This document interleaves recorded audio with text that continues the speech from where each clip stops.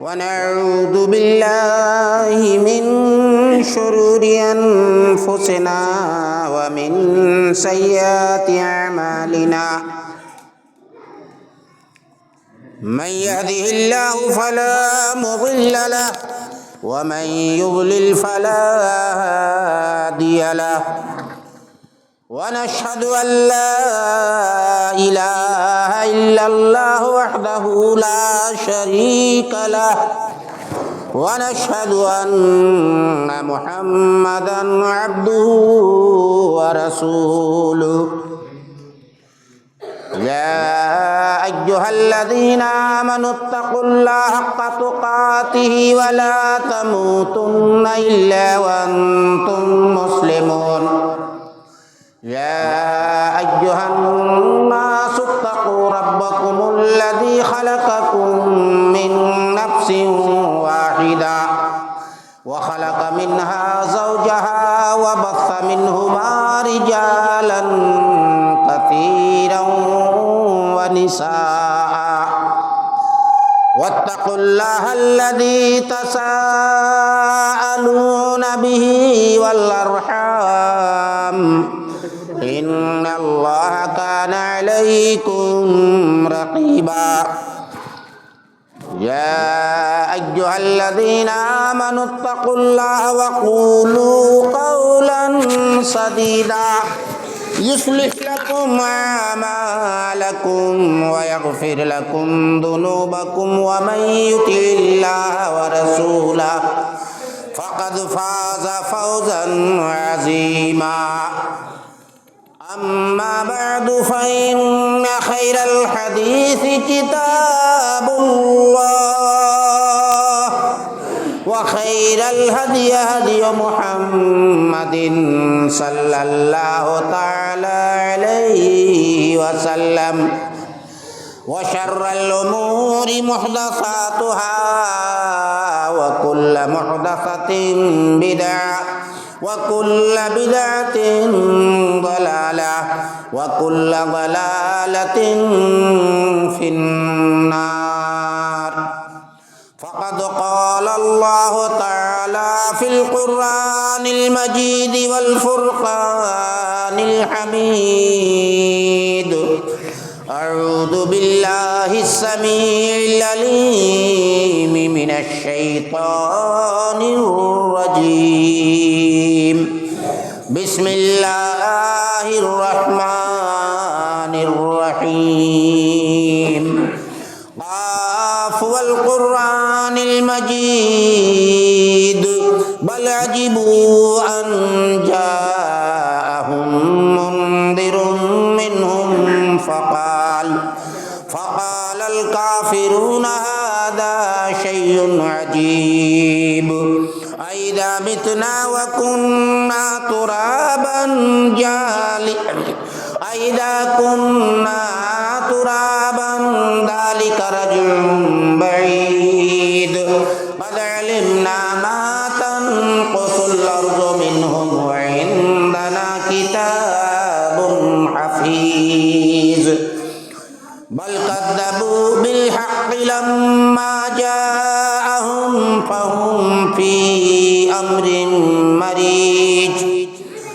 أفلم ينظروا إلى السماء فوقهم كيف بنيناها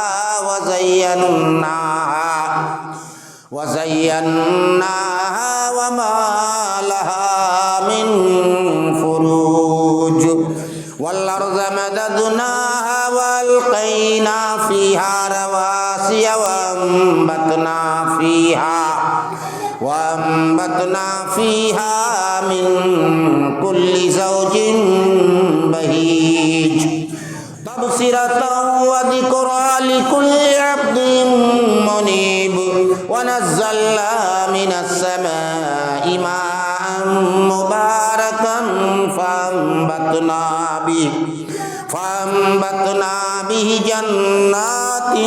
وحب الحصيد والنخل باسقات لها طلع نضيد رزقا للعباد وأحيينا به بلدة ميتا كذلك الخروج كذبت قبلهم قوم نوح وأصحاب الرس وثمود وعاد وفرعون وإخوان لوط وأصحاب الأيكة وقوم تبع كل كذب الرسل فحق وعيد أفعينا بالخلق الأول بل هم في لبس من خلق جديد وقال الله تعالى في موضع آخر يا أيها الذين آمنوا كتب عليكم الصيام كما كتب على الذين من قبلكم لعلكم تتقون وقال الله تعالى في موضع آخر شهر رمضان الذي أنزل فيه القرآن هدى للناس وبينات من الهدى والفرقان وقال الله تعالى إنا أنزلناه في ليلة القدر وما أدراك ما ليلة القدر ليلة القدر خير من ألف شهر وقال النبي صلى الله عليه وسلم من صام رمضان إيمانا واحتسابا غفر له ما تقدم من ذنبه ومن قام رمضان إيمانا واحتسابا غفر له ما تقدم من ذنبه رب اشرح لي صدري ويسر لي أمري واحلل عقدة من لساني يفقهوا قولي سبحانك لا علم لنا إلا ما علمتنا إنك أنت العليم الحكيم رب زدني علما آمين. محترم بزرگوں، دوستوں، دینیوں، مسلی بھائیوں، حاضرین جمعہ، پردہ نشین خواتین اسلام، اولاً اس وحدہ لا شریک خالق کائنات مالک ارض و سما کی تعریف و توصیف لائق و زیبا ہے، جو پوری کائنات کا خالق، مالک، رازق، مشفق، مربی اور پالنہار ہے۔ ان گنت اور بے شمار درود و سلام کے پھولوں کی بارش نچھاور ہوا ہے دو جہاں، تاجدار مدینہ احمد مجتبیٰ محمد مصطفیٰ شفیع المذنبین رحمۃ للعالمین امام الانبیاء جناب محمد الرسول اللہ صلی اللہ تعالی علیہ وسلم پر اللہم صلی علی محمد وعلی آل محمد کما صلیت علی ابراہیم وعلی آل ابراہیم انک حمید مجید اللہم بارک علی محمد وعلی آل محمد کما بارکت علی ابراہیم وعلی آل ابراہیم انک حمید مجید۔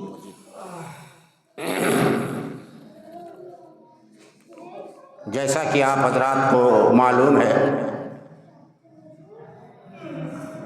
اور الحمدللہ آج تمام مسلمان روزے سے ہیں کہ رمضان المبارک کا مہینہ ہے۔ گزشتہ جمعہ رمضان المبارک کے مہینے کی فضیلت، اہمیت اور ہمیں اس مہینے میں کیا کرنا چاہیے، کس طرح سے ہمیں ماہ رمضان گزارنا چاہیے،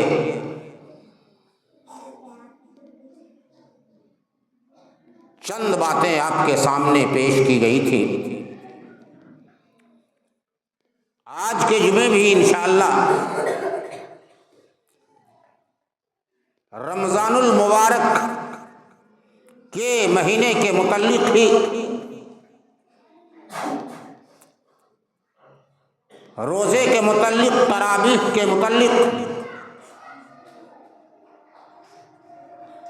کیا چیز کرنا ہمیں جائز ہے، روزے کی حالت میں کیا نہیں کرنا جائز ہے، ہمیں کون سا کام زیادہ سے زیادہ کرنا چاہیے اور کون سا کام نہیں کرنا چاہیے،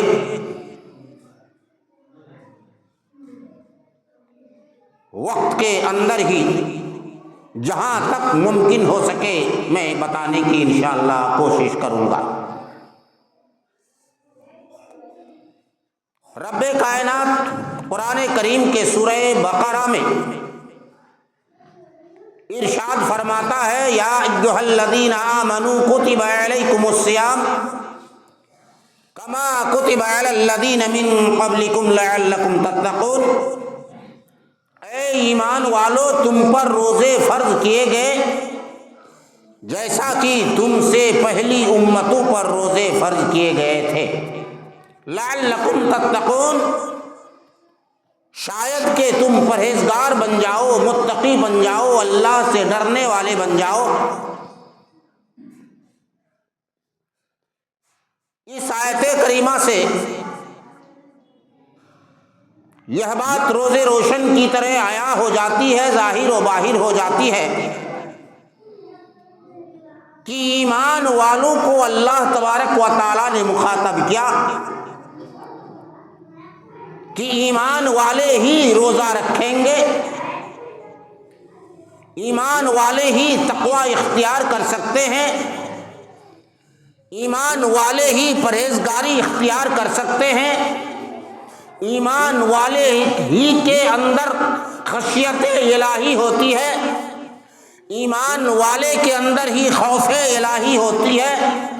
ایمان والے ہی اللہ تبارک و تعالیٰ سے ڈرتے ہیں، ایمان والے ہی اللہ تبارک و تعالیٰ کی خوش نودی کے لیے قیام کرتے ہیں، ایمان والے ہی اللہ تبارک و تعالیٰ کی رضامندی کے لیے تلاوت کلام پاک کرتے ہیں،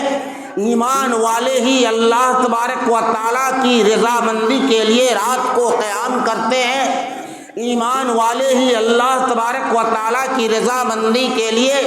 دن میں روزہ رکھتے ہیں اور رات کو قیام کرتے ہیں۔ یہ ایمان والوں کی پہچان ہے۔ اور آیت کریمہ کے دوسرے حصے میں اللہ تبارک و تعالیٰ نے جو فرمایا کما کتب علیکم الصیام، اس سے یہ ثابت ہوتا ہے کہ صرف محمد الرسول اللہ صلی اللہ تعالیٰ علیہ وسلم کی امت پر ہی روزے فرض نہیں کیے گئے، بلکہ حضور اکرم جناب محمد الرسول اللہ صلی اللہ تعالیٰ علیہ وسلم سے پہلے حضرت عیسیٰ کی امت پر، حضرت موسیٰ کی امت پر، حضرت ابراہیم علیہ السلام کی امت پر، حضرت یوسف کی امت پر اور دیگر انبیاء کرام کی امت پر بھی روزے فرض کیے گئے تھے، لیکن ان کے رکھنے کا طریقہ، ان کے رکھنے کی مدت، ان کے رکھنے کا رواج اللہ تبارک و تعالی نے امت محمدیہ سے جدا گانا رکھا تھا، الگ تھلگ رکھا تھا۔ تو اس مہینے میں جہاں بہت ساری چیزیں رمضان المبارک کے ماہ میں مسلمانوں کے لیے کرنے کا ہے، کیونکہ یہ رحمت کا مہینہ ہے، مغفرت کا مہینہ ہے، نعمت کا مہینہ ہے، بخشش کا مہینہ ہے، انعام خداوندی کا مہینہ ہے، تو اس مہینے کے اندر آدمی کو زیادہ سے زیادہ، مسلمانوں کو زیادہ سے زیادہ کام کرنے کی اور عبادت کرنے کی اشد ضرورت ہے۔ ہمیں روزہ رکھنا ہے، نماز پڑھنا ہے، تراویح پڑھنی ہے، قیام کرنا ہے، قرآن کریم کی تلاوت کرنی ہے، ہمیں جھوٹ نہیں بولنا ہے، ہمیں سچ بولنا ہے، ہمیں فالتو اور لغو باتوں سے پرہیز کرنا ہے، ہمیں گالی گلوچ نہیں کرنا ہے، دشنام نہیں بکنا ہے، کسی کی چغل خوری، غیبت اور برائی بیان نہیں کرنی ہے، طرح طرح کی چیزیں اس روزے کے اندر شامل ہیں۔ نبی کائنات جناب محمد الرسول اللہ صلی اللہ تعالیٰ علیہ وسلم نے فرمایا کہ ایسے لوگوں کو بھوکے رہنے کی کوئی ضرورت ہی نہیں ہے۔ اللہ تبارک و تعالیٰ نے ایسے لوگوں کو چھوٹ دے رکھا ہے کہ جو روزہ بھی کرے جھوٹ بھی بولے، روزہ بھی رکھے چغل خوری بھی کرے، روزہ بھی رکھے گالی گلوچ بھی کرے، روزہ بھی رکھے بہتان بھی کرے، روزہ بھی کرے غیبت بھی کرے، روزہ بھی رکھے اور دروغ گوئی بھی کرے، ایسے بھوکے رہنے والوں کو اللہ تبارک و تعالیٰ پسند نہیں ہے اور اس کے بھوکے رہنے سے کوئی فائدہ نہیں ہے۔ پتہ چل رہا ہے کہ نبی کائنات جناب محمد الرسول اللہ صلی اللہ تعالیٰ علیہ وسلم کو اللہ تبارک و تعالیٰ نے کھلم کھلا بتا دیا،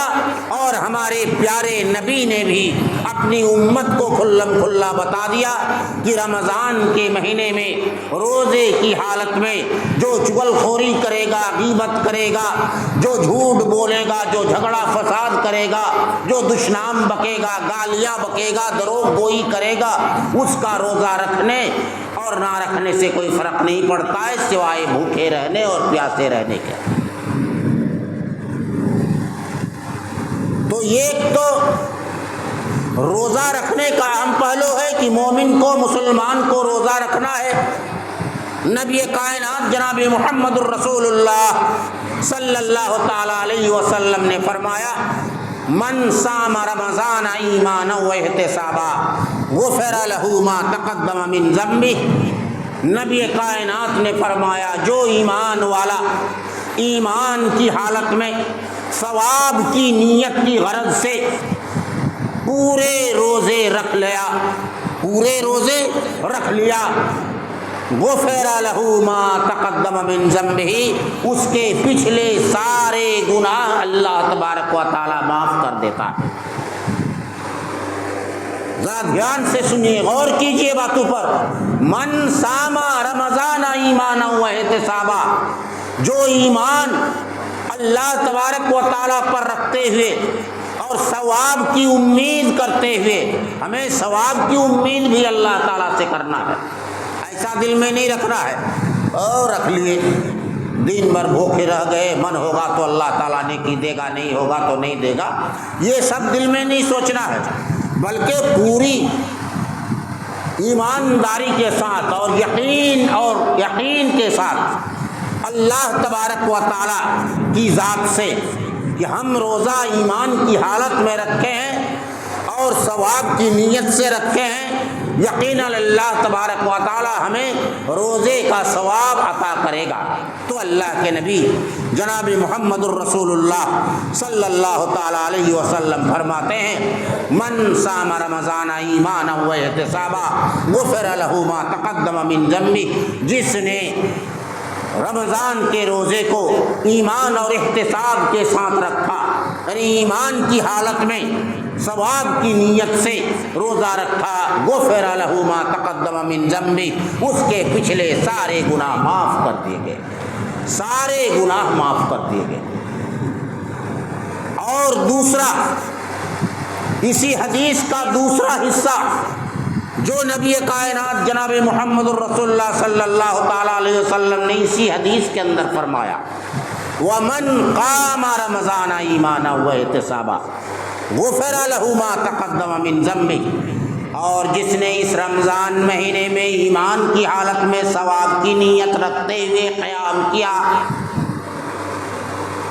پہلے کیا کہا؟ ایمان کی حالت میں ثواب کی نیت سے روزہ رکھا، اور دوسرے ٹکڑے میں کیا کہا، دوسرے جملے میں کیا کہا گیا؟ جس نے ایمان کی حالت میں ثواب کی نیت رکھتے ہوئے قیام کیا تو غفر له ما تقدم من ذنبه، اللہ تبارک و تعالی ان کے پچھلے سارے گناہ کو معاف کر دیتا ہے۔ قیام تمام علماء کا اس بات پر اتفاق ہے، تمام محدثین و مفسرین کا اس بات پر اتفاق ہے کہ قیام سے مراد تراویح کی نماز ہے۔ قیام سے مراد تراویح کی نماز ہے، یعنی جس نے روزہ رکھا اور تراویح پڑھی، جس نے روزہ رکھا اور تراویح پڑھی، غفر لہ ما تقدم من ذنبہ، تو اللہ تبارک و تعالی اس کے پچھلے سارے گناہ کو معاف کر دیتا ہے، اس کے سارے پچھلے گناہ کو معاف کر دیتا ہے۔ اب یہ تراویح کی نماز کیا ہے؟ فرض ہے، واجب ہے، سنت ہے، نفل ہے، کیا ہے تراویح کی نماز؟ تو میرے محترم بزرگوں، دوستوں، ساتھیوں، عزیز بچوں اور پردہ نشین خواتین اسلام، یہ تراویح کی نماز نفلی عبادت ہے، تراویح کی نماز نفلی عبادت ہے، اور رمضان مہینے میں تراویح کی نماز ادا کرنے کو رسول اللہ صلی اللہ تعالیٰ علیہ وسلم نے ترغیب دلائی ہے ان لوگوں کے لیے جو مومن ہے، مسلمان ہے اور اپنے دل میں اپنے گناہوں کی معافی کا لالچ رکھتے ہیں، مسلمان ہے اور مومن ہے، مغفرت کا اپنے دل میں لالچ رکھتے ہیں، مسلمان اور مومن ہے، اپنے گناہوں کو معاف کروانے کا دل میں لالچ رکھتے ہیں، مسلمان اور مومن ہے، وہ جہنم سے نجات پانے اور جنت حاصل کرنے کا اپنے دل میں حرص، طمع اور لالچ رکھتے ہیں۔ ایسے لوگوں کے لیے اللہ تبارک و تعالیٰ نے رمضان کے مہینے میں بعد نماز عشاء اس تراویح کی نماز کو رکھا ہے۔ رمضان ہو یا غیر رمضان ہو، نبی کائنات جناب محمد الرسول اللہ صلی اللہ تعالی علیہ وسلم 11 رکعت سے زیادہ نہیں پڑھا کرتے تھے، رمضان ہو یا غیر رمضان ہو۔ آپ صلی اللہ تعالی علیہ وسلم رات کی نماز 11 رکعت سے زیادہ نہیں پڑھا کرتے تھے۔ رمضان کا مہینہ تھا، نبی کریم جناب محمد الرسول اللہ صلی اللہ تعالی علیہ وسلم نے ایک دن تراویح پڑھائی اس کے جماعت کے ساتھ میں۔ دوسرے دن جب اور صحابہ کرام نے سنا کہ کل رات کو مسجد میں نبی کائنات نے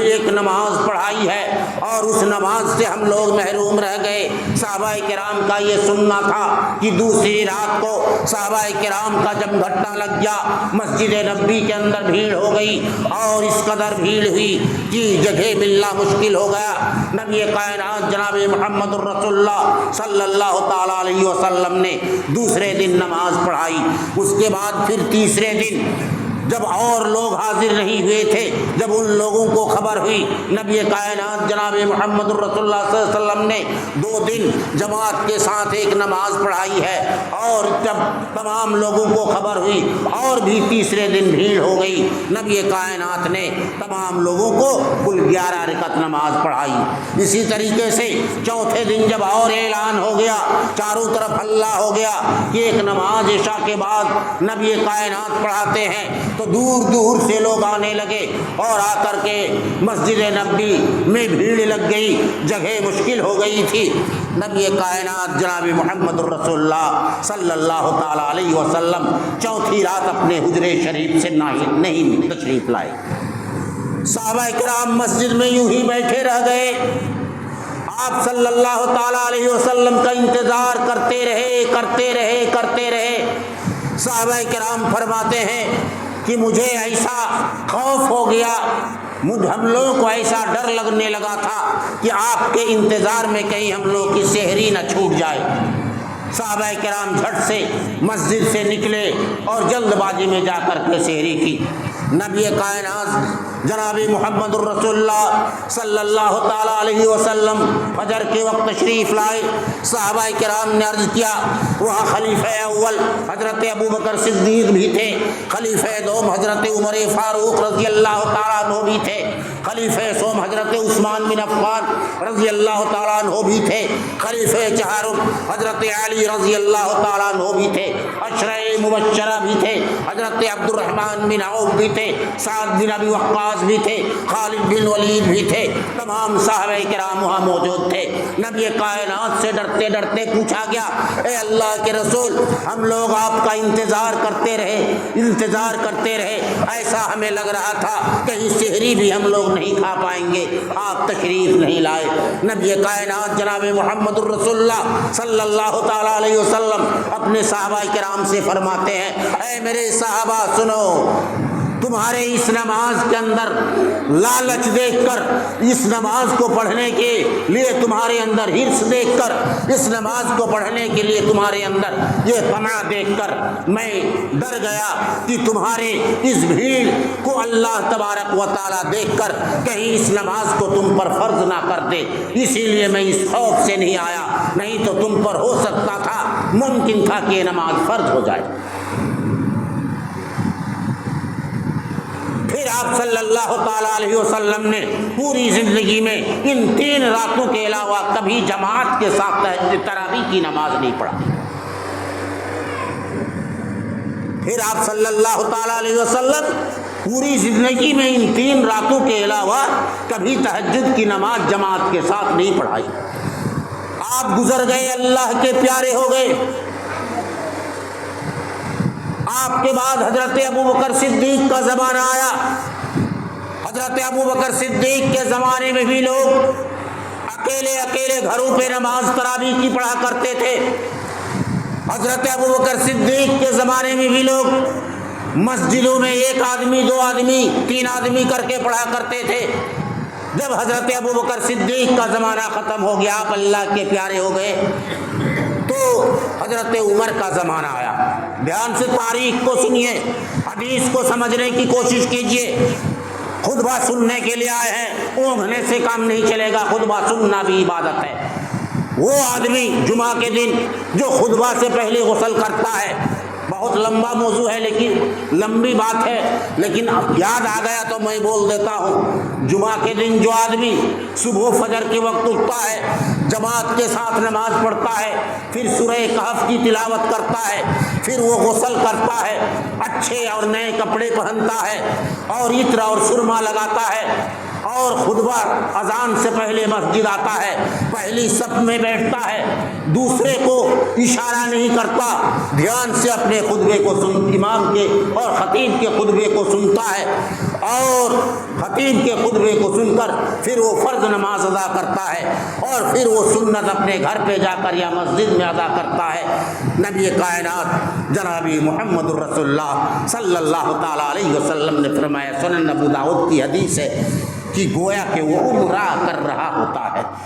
گویا کہ وہ عمرہ کر رہا ہوتا ہے، اور ہم لوگ یہاں مسجد میں آتے ہیں، اتنی قیمتی باتیں بہت کتاب پڑھنے کے بعد مطالعہ کرنے کے بعد بتاتے ہیں، اور یہاں آ کر کے ساری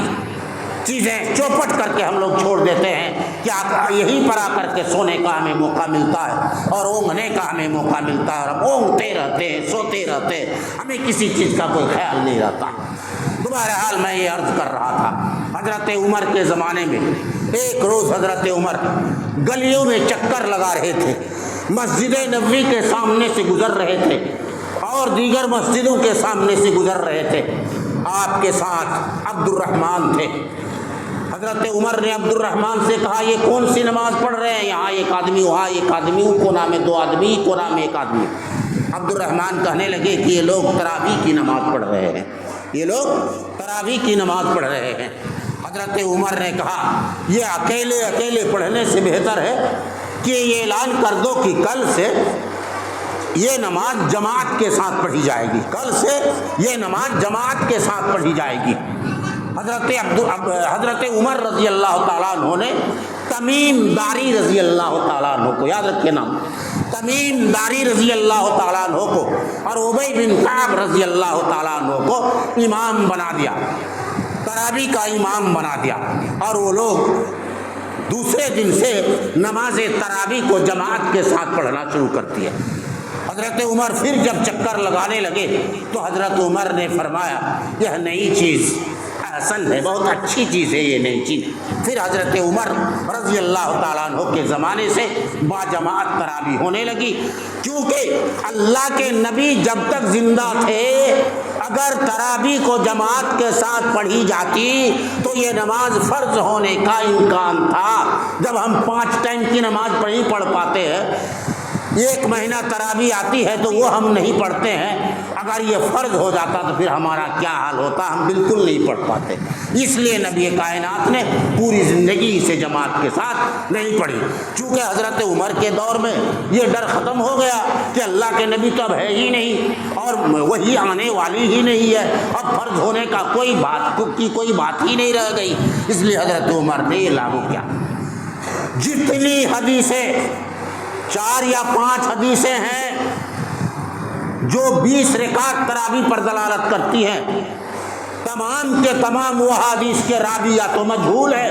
یا تو وہ سند اس کی ضعیف ہے، یا تو وہ اس کے سند میں ذوق پایا جاتا ہے، یا اس کا راوی بیچ میں جھوٹا اور کذاب ہے یا منقطع ہے۔ نبی کائنات جناب محمد الرسول اللہ صلی اللہ تعالیٰ علیہ وسلم نے رمضان ہو یا غیر رمضان ہو صرف اور صرف 11 رکعت ہی پڑھی ہے، 8 رکعت تراویح کی نماز اور 3 رکعت وتر، اور کبھی کبھی 10 رکعت نماز پڑھتے تھے اور 1 رکعت وتر پڑھ لیا کرتے تھے، 1 رکعت وتر پڑھ لیا کرتے تھے۔ میرے محترم بزرگوں دوستو، وقت ہو چلا ہے، انشاءاللہ آئندہ جمعہ پھر آپ حضرات کے سامنے بیان کیا جائے گا۔ تو یہ تراویح کی نماز کیسی ہونی چاہیے اور کتنی ہونی چاہیے؟ دیکھیے، کوئی بھی نماز ہو، جماعت کے ساتھ جو نماز ہوتی ہے وہ نماز ایسی ہونی چاہیے کہ اس نماز کے مقتدی کا خیال رکھنا ضروری ہے۔ اور اگر تنہائی کی نماز ہے تو آپ ایک نماز میں 2 گھنٹہ لگائیں، 4 گھنٹہ لگائیں، 15 منٹ میں ختم کر دیں، وہ آپ کی مرضی کی بات ہے، وہ آپ کی مرضی کی بات ہے۔ نبی کائنات صحابہ کرام نماز پڑھا کرتے تھے، پاؤں میں ورم آ جاتا تھا، پاؤں پھول جاتا تھا، لیکن پھر بھی سورہ بقرہ، سورہ آل عمران، سورہ نساء ایک رکعت میں ختم کر دیا کرتے تھے۔ تو یہ اکیلی کی نماز تھی۔ جو جماعت کے اندر نماز ہو،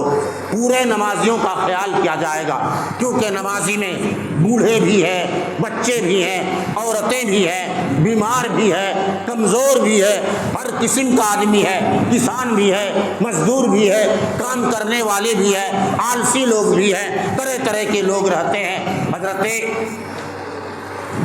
اللہ کے نبی جناب محمد الرسول اللہ صلی اللہ تعالیٰ علیہ وسلم نے جب یمن کا گورنر بنا کر حضرت معاذ بن جبل رضی اللہ تعالیٰ عنہ کو بھیجا تھا تو آپ نے تمام ہدایات کے ساتھ ساتھ یہ بھی ہدایت کی تھی کہ دیکھو معاذ، نماز کو لمبی مت کرنا، جتنا مختصر نماز ہو وہ نماز زیادہ اچھی ہوتی ہے، وہ نماز میں خشوع خضوع ہوتا ہے، اس لیے نماز کو لمبی نہ کرنا۔ نماز میں تمہارے پیچھے مرد بھی پڑھ رہے ہوتے ہیں، عورتیں بھی پڑھ رہی ہوتی ہیں، بچے بھی ہوتے ہیں، اور دودھ پینے والے بچے، پلانے والی ماں بھی اس میں ہوتی ہے، اور کمزور بھی ہوتے ہیں، اس لیے سب کا لحاظ رکھنا اور اسی طرح سے نماز پڑھنا۔ میرے محترم بزرگوں دوستو، اس لیے نماز جماعت کے ساتھ اہتمام تو ضرور کریں، لیکن اس چیز کا بھی خیال رکھیں کہ کہیں نمازی کو تکلیف تو نہیں ہو رہی ہے، کوئی بچہ چھوڑ کر آیا ہے، وہ بچہ جاگ گیا ہے، کوئی اتنا بیمار ہے کہ وہ کسی طرح سے نماز کو ادا کر سکتا ہے، لیکن ہم اتنی لمبی پڑھیں کہ وہ بیچارہ تھک جائے 2 دن کے اندر، وہ بھی پڑھنے نہیں آئے، وغیرہ وغیرہ۔ اس طرح کی سینکڑوں باتیں ہیں جو خطبہ میں، ایک خطبے میں بتانا بہت مشکل کام ہے۔ اس لیے نماز وہی پڑھیے جس نماز میں خشوع خضوع ہو۔ خشوع خضوع مطلب جیسے ہم لوگ فجر کی نماز بالکل خشوع خضوع سے پڑھتے ہیں، ایک دم نو ٹینشن، کوئی ٹینشن نہیں رہتا ہے، ایک دم اطمینان سے فجر کی نماز پڑھتے ہیں۔ عشاء کی نماز ہم لوگ بڑے اطمینان سے پڑھتے ہیں۔ رمضان میں مغرب کی نماز ہم لوگ اطمینان سے نہیں پڑھتے ہیں، خاص کر کے ان لوگوں کو زیادہ اطمینان نہیں ہوتا جن لوگوں کو افطاری کے بعد کرنا رہتا ہے، اس کو بہت زیادہ جلدی بازی لگی رہتی ہے، اس لیے مغرب کے نماز میں بھی خشوع خضوع نہیں ہوتا۔ خضوع ہونا ضروری ہے، مطلب دل حاضر، اچھا لگے پڑھنے میں، ایسا لگے کہ حافظ اور پڑھے، امام اور قرآن پڑھے، امام اور دیر لگائے، یہ ہے خضوع۔ اور یہ کیا نماز میں کھڑا ہو گیا، چل رہا ہے، اوگ رہا ہے، تشہد میں بیٹھ کر کے اوگ رہا ہے، اور سلام میں بیٹھ کر کے اوگ رہا ہے، رکوع میں جا کر کے اوگ رہا ہے، کھڑا ہے ایسے مار رہا ہے، امام سورہ پر فاتحہ پڑھ رہا ہے، تو کیا معلوم وہ کیوں نہیں بتا پا رہا ہے کہ 2 رکعت نماز ہوئی کہ 3 رکعت نماز ہوئی، کیوں نہیں بتا پا رہا؟ وہ حاضر ہی نہیں رہتا ہے نماز میں، اسی لیے وہ بتا نہیں پا رہا ہے۔ میرے دوستو، میرا کہنے کا مطلب یہ ہے کہ رمضان میں ہم لوگ بھی بہت چور ہو گئے، دوسرے دن کے مقابلے میں کچھ رمضان میں لمبی نماز پڑھیں، اور یہ بھی بہت غلط ہے کہ بہت زیادہ لمبی کر دیں۔ دیکھیے، رمضان میں قرآن کو ختم کرنے کی حدیث کہیں نہیں آئی ہے کہ تراویح میں قرآن کو ختم کرنا ہے۔ قرآن جتنا زیادہ پڑھا جائے اتنی نیکیاں ہیں، لیکن یہ نہیں کہ تراویح میں حافظ پڑھے صرف تب یہ نیکی ہے، دوسرے ٹائم میں وہ پڑھے یا میں پڑھوں یا موبائل میں پڑھے ہم اس کو سنیں تو نیکی نہیں ملے گی، ایسی ہرگز نہیں ہے۔ لیکن ہم یہ کہہ رہے ہیں کہ نماز چاہے وہ مختصر ہی کیوں نہ ہو یا لمبی ہی کیوں نہ ہو، لیکن خاص کر کے وہ لوگ نماز کو اچھی طرح سے سدھار لیں جو نماز کے قیام میں بھی اونگتے رہتے ہیں، سجدہ اور رکوع میں بھی اونگتے ہیں، تشہد میں بھی اونگتے ہیں، ان کو کوئی خیال ہی نہیں دیتا، اور جمعہ کے دن میں تو کہیں سونے کے لیے وہ لوگ آتے ہی ہیں کہ کسی طرح آدھا گھنٹہ خطبہ کے ٹائم میں ہم کو سونے میں۔ یہ کیا نماز ہے یار؟ کوئی مذاق ہے؟ کوئی مذاق نہیں۔ اور پھر قرآن کو 5G والا اسپرٹ میں پڑھنا بھی نہیں۔ تو میں یہ عرض کر رہا تھا کہ رمضان المبارک کا مہینہ برکت کا مہینہ ہے، رحمت کا مہینہ ہے، مغفرت کا مہینہ ہے، نعمت کا مہینہ ہے، جو جتنا چاہے اللہ تبارک و تعالیٰ سے لوٹ لے، سب کو لوٹنے کا الگ الگ طریقہ ہے، لیکن وہی من قام رمضان من صام رمضان ایمانا واحتسابا غفر له ما تقدم من ذنبه ومن قام رمضان ایمانا واحتسابا غفر له ما تقدم من ذنبه۔ اور پھر انشاءاللہ اور جو 3-4 جمعے آئیں گے یہی رمضان کے متعلق ہی بتایا جائے گا، چونکہ وقت بہت زیادہ ہو چکا ہے، کیا حلال ہے، کیا حرام ہے، کیا کرنا چاہیے، کیا نہیں کرنا چاہیے، یہ ساری چیزیں سب رہ گئی، بات دوسری تیسری طرف نکل جا رہی ہے۔ اس لیے زیادہ سے زیادہ جو ہے کوشش کریں کہ رمضان اچھا سے اچھا ہمارا گزرے، زیادہ سے زیادہ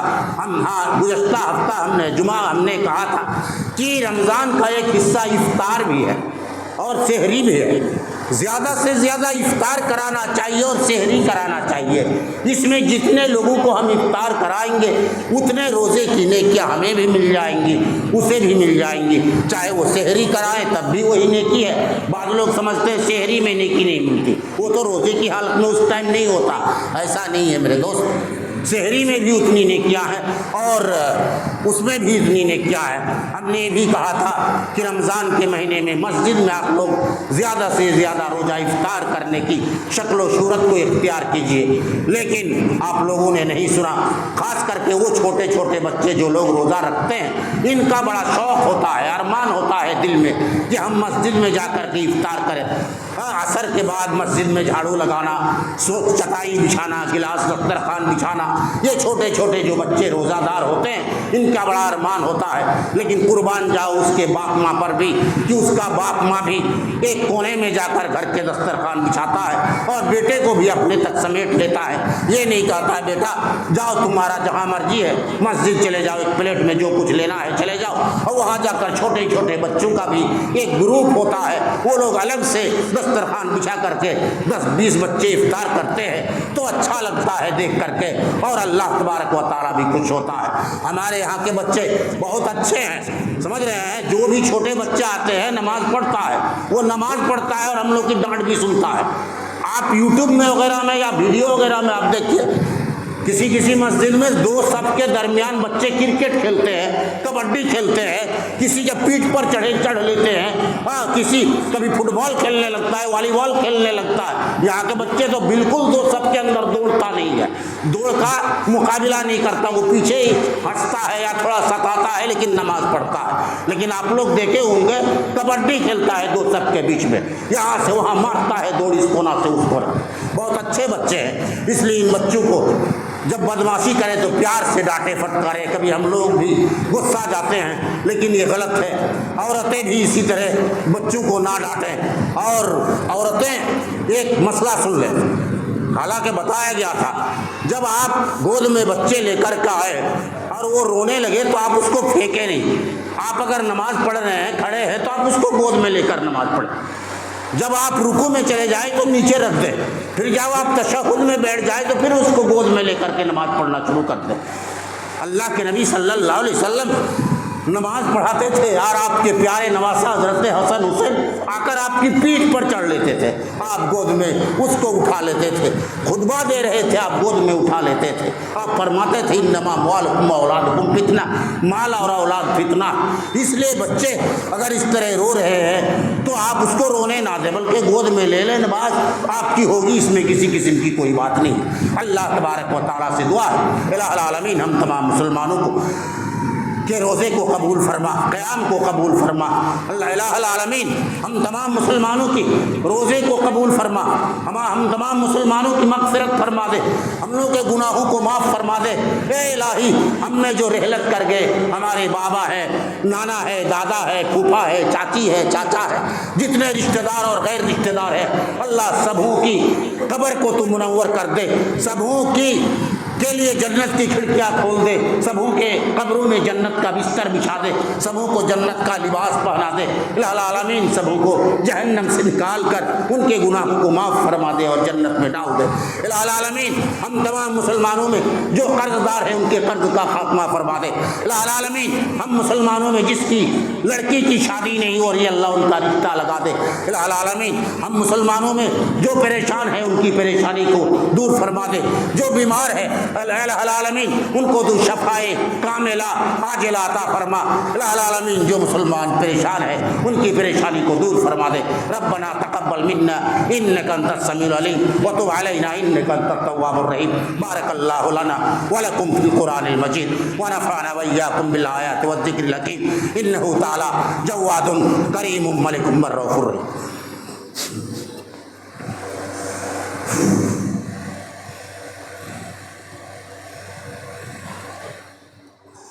الحمد للہ کفا وسلام علی عبادہ الذین اصطفى اما بعد اعوذ باللہ السمیع العلیم من الشیطان الرجیم بسم اللہ الرحمن الرحیم ان اللہ وملائکتہ یصلون علی النبی یا ایہا الذین آمنوا صلوا علیہ وسلموا تسلیما اللہم صل علی محمد وعلی آل محمد كما صليت على إبراهيم وعلى آل إبراهيم إنك حميد مجيد اللهم بارك على محمد وعلى آل محمد كما باركت على إبراهيم وعلى آل إبراهيم إنك حميد مجيد عباد الله رحمكم الله إن الله يأمر بالعدل والإحسان وإيتاء ذي القربى وينهى عن الفحشاء والمنكر والبغي يعظكم لعلكم تذكرون اذكروا الله يذكركم وادعوه يستجب لكم ولذكر الله تعالى أعلى وعز وجل وأتم وأكبر۔